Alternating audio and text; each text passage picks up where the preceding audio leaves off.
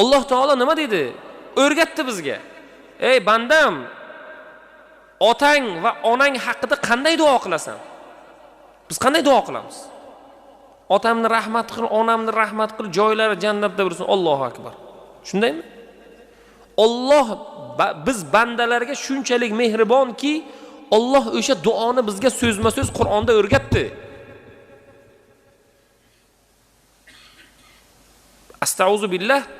Robbirhamhuma kama robbayani saghira. Robbim, ota-onamga shunday mehribonchilik ko'rsatki, ota-onam meni yoshligimda qanday mehribonchilik ko'rsatgan bo'lsa, ularga xuddi shunday mehribonchilik ko'rsatgan. Duoni qarayapsizmi? Chaqaloq odamga ota-onasi kim? Hamma narsa. Muhofaza qiladi, bag'rida katta qiladi, yediradi, ichiradi, kiyintiradi, mehr ko'rsatadi. Chaqaloqqa 7 oy